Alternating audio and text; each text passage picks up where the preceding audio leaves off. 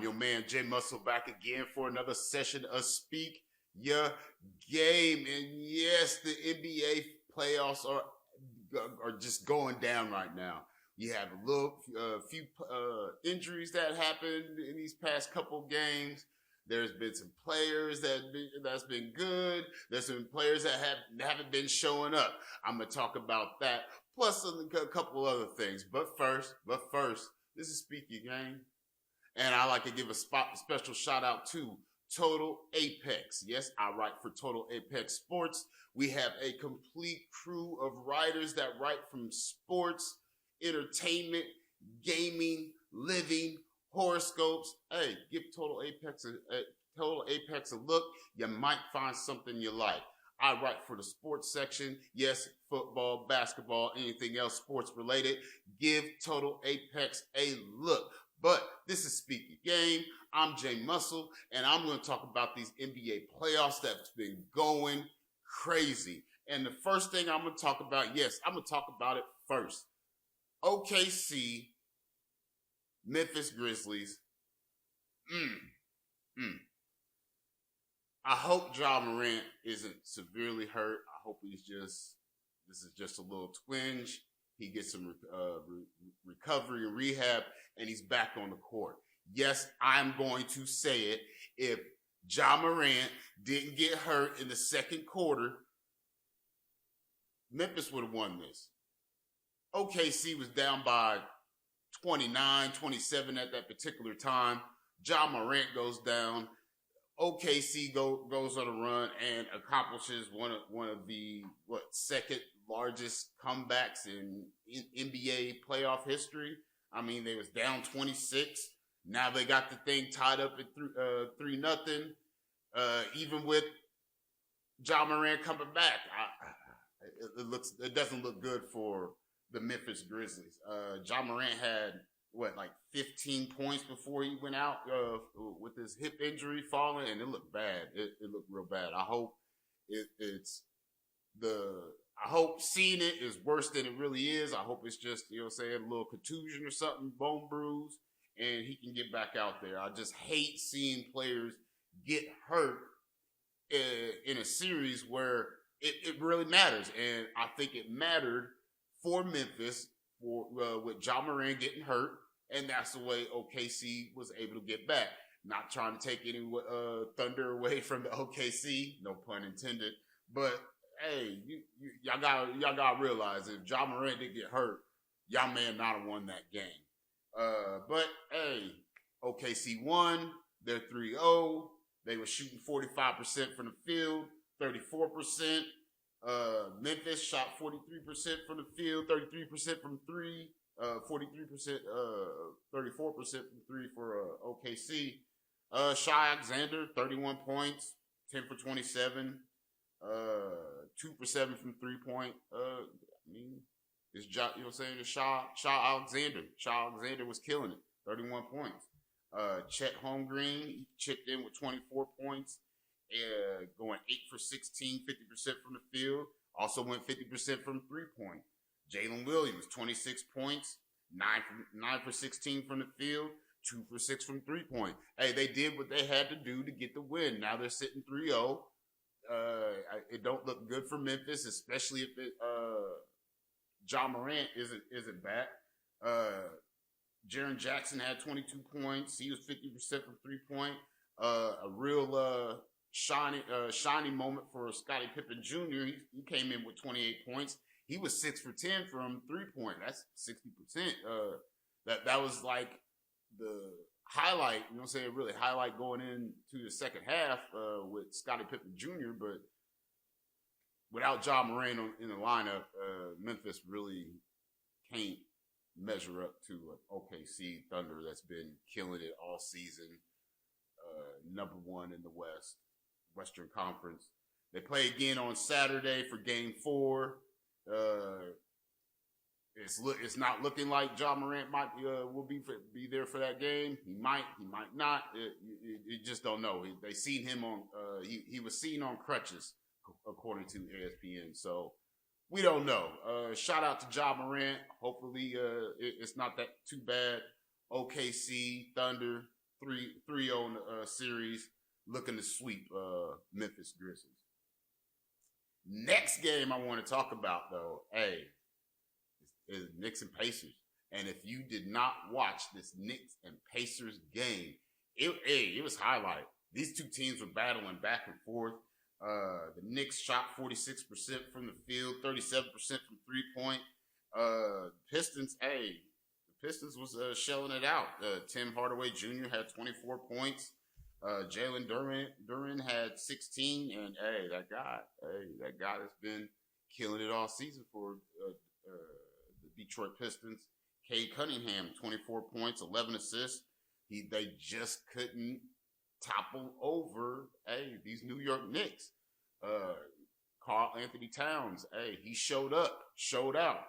31 points, 10 for 18, 7 rebounds, 9 assists. Like, this version of Cat is what the New York Knicks need in order to get past these Detroit Pistons, as they see, have been tough. I mean, they lead it 2-1. They've already lost one game with them. The next game is still in Detroit. The Knicks need Karl Anthony Towns to continue playing well like he did this past game. Jalen Brunson, Mr. Clutch of the year this season. 30 points, 9 assists, 7 rebounds. I mean, these guys was busting heads in this game. It's going to be back and forth with these Detroit Pistons. Everybody needs to show up for the New York Knicks on that squad in order to get past these Detroit Pistons. And as long as Cat and Jalen Brunson are doing what they've been doing, I'm telling you, these New York Knicks are going to be seen in the next round, which we probably haven't seen in a while. Which, you know what I'm saying, it feel good to see you have Madison Square Garden on the screen for a second round of the NBA playoffs.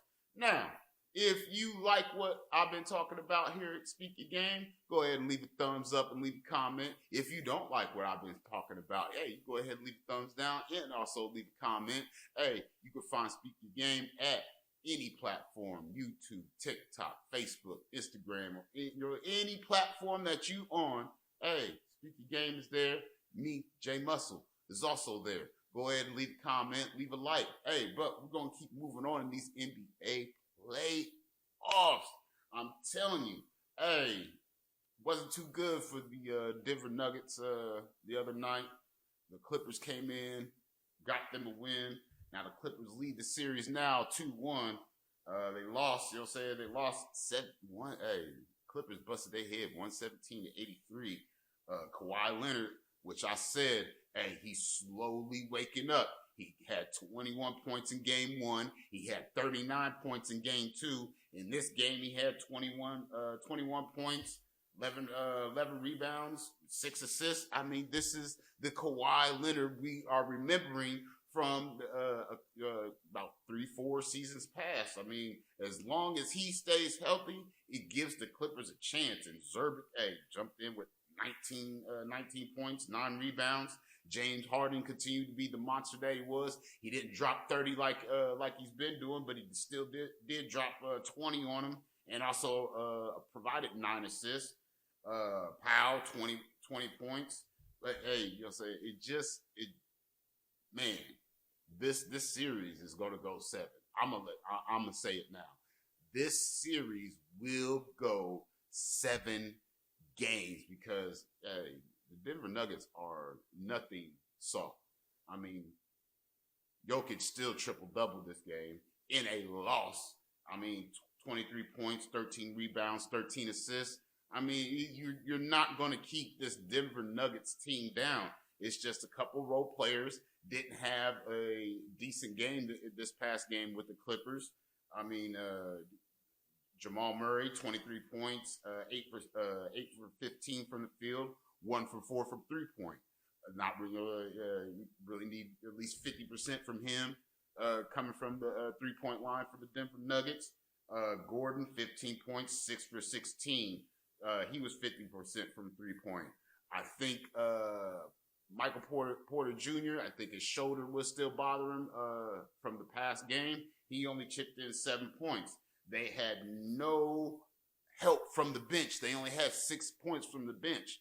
Everybody's got to chip in with this whole Denver Nuggets team against a Clipper team, which, hey, they can catch fire, they could bust your head, and next thing you know, you're down by 20, and you got a healthy Kawhi Leonard that's starting to power up. Next game for them will be on Saturday. Still in LA, so we're gonna see if the Denver Nuggets will make a better display than they did this past game. Hopefully, it'll be better for Jamal Murray. Michael Porter Jr. get some rest, get that shoulder together, and he can get more than 7 points. But hey, so far this series between the Clippers and the Nuggets has been exciting. But we got some games coming on tonight. You know, hey, this NBA playoffs. You know, every game is crucial. Of course, they're tied 1-1. And if you don't know what I'm talking about these Los Angeles Lakers and these Minnesota T-Wolves. The T-Wolves last game didn't display good offensive display. They had no help whatsoever. I mean, Julius Randle had 27 points. Anthony Edwards, the Ant-Man himself, he had 25 points. They did what they could do, you know what I'm saying, that night, but they just didn't have no help. No help from the bench. The role players really weren't really hitting any shots. McDaniels was absent for this game, and the Lakers ran with it. Of course, Luka has been averaging 30 points a game in the NBA playoffs. He got 31. LeBron James got 21 points. But there's a couple guys that haven't shown up in this series yet that need to show up to make this series a little easier for the Los Angeles Lakers. And that, of course, is Austin Reeves and Rui Hachimura and Vanderbilt. Now, Vanderbilt, you know what I'm saying? Vanderbilt is not going to get you like 20 points or anything like that. But his defensive presence and energy when he's on the floor is over the top. If he can stay out of foul trouble and continue to apply that defensive pressure, it's going to be it's going to put a jam into the T-Wolves, who can catch fire at any moment. We seen how they shot in game 1, over 50% from the field goal range, 50% from 3-point. Lakers going to have a hand in their face and disrupt their ball movement.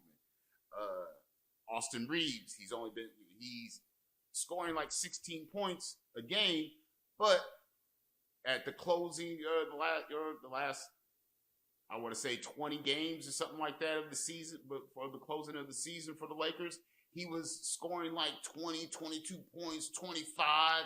Like the Lakers need that version of Austin Reeves in order to successfully get past these Minnesota Timberwolves. Yes, Luka Doncic is going to do what he does. LeBron James is going to do what he does. But these other role players on this Lakers squad is going to have to step up to give these star guys a chance. Same thing with the Minnesota Vikings. Yeah, we've seen how Anthony Edwards applied his offensive shooting in game 1, game 2. I mean, this next game is going to be serious. Julius Randle is still commanding the troops from on the bench and the players on the floor. Players like Naz Reid, McDaniels, these guys gonna have to step up to get with these Los Angeles Lakers, because they let these Lakers get going and get their energy going. It don't matter if you are at home. The Lakers are going to win, and the next thing you know, you're going to be sitting at home watching the Lakers move on to the next round. So you already know where I'm going to go. I'm going with Los Angeles all day. So, we're going to see what happens tonight with these Los Angeles Lakers and Minnesota T-Wolves. Another game that's going down, which, last game it was like 123 to 115. Giannis had 34 points. He was 14 from 20, 18 rebounds, 7 assists. Yes, I am talking about these Milwaukee Bucks and Indiana Pacers. Indiana Pacers are 2-0 in this. Damian Lillard came back after missing a game. Haven't been playing since March. He only scored like 14 points. You seen how he was jawing on the sideline with the Pacers to Tyrese Halliburton. Sorry. How he was jawing to Halliburton on the sideline in game 1. He came in game 2. He didn't shoot that well, but I'm expecting him to at least come in and set some more fire on him in this third game. Giannis, hey, he's been doing what he can do for this Milwaukee Bucks, but he needs help. He needs help. Bobby Portis Jr., hey, he chipped in with 28 points that last game. He was like 11 for 19, 6 for 11 from 3-point, 12 rebounds. Hey, he showed up and showed out. The Kyle Kuzmas, the Princes, the other guys on the bench. These guys need to step up their game to make at least give the Stars a break to gather themselves so they can continue to lead on in the series. Because I'm going to say it now, if the Milwaukee Bucks lose this game tonight to the Indiana Pacers, hey, y'all might as well get the brooms out. And it'll be kind of devastating to see Giannis not move on to the next round. So can these Milwaukee Bucks get it together, get a win against these Indiana Pacers so they could have at least 2-1, give themselves a chance to tie it up in the next game to be 2-2, and possibly we could see 7 games go on in this series. But tonight is a serious game for the Milwaukee Bucks, and a flip of the coin, because this last game with the Indiana Pacers, 6 players scored in double digits. 6 of them. I mean, Siakam, 24 points, 11 rebounds. Halliburton, 21 points, 12 assists. Yeah, and there was 4 other players that chipped in big time. The Indiana Pacers, they're deep. They got help from their bench this past game, and they moved over on these Milwaukee Bucks. Can this happen again in this next game? Most certainly, because they run deep. Hey, the Milwaukee Bucks need to come out early in the first quarter, very high powered against these Indiana Pacers, and disrupt their offense, their ball movement, and get in the face of these guys and force them to have to make shots uncontested. Can the Milwaukee Bucks do it? I think so, but we will see tonight.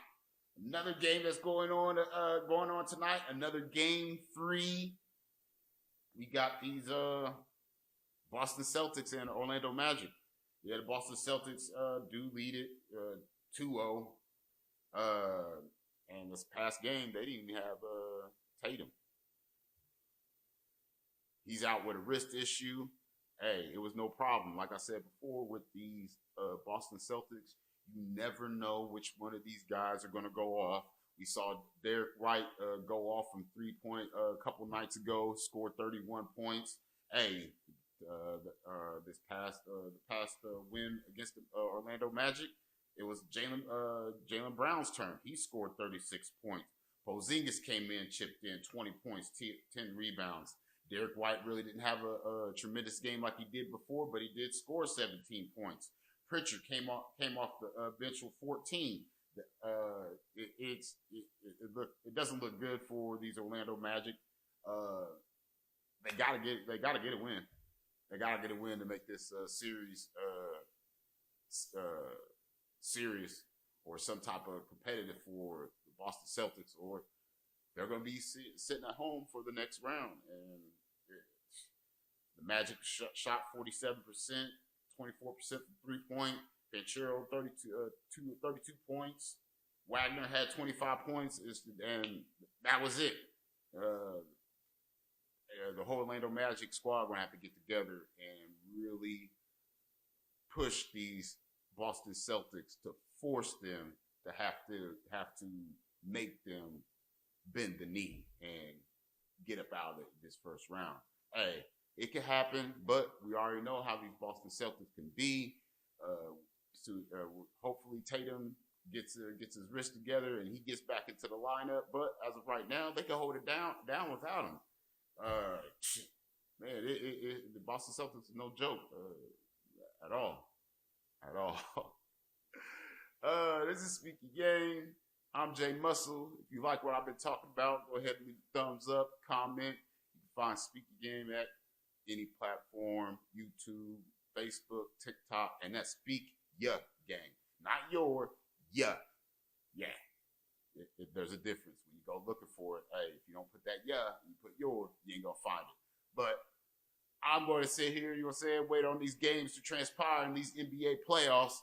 Yes, the NFL draft did happen, and I do have a special segment for the NFL draft after game, you know what I'm saying, after round two, because right now, if I say what I want to say, it might not be too good for everybody, because with Shedeur still being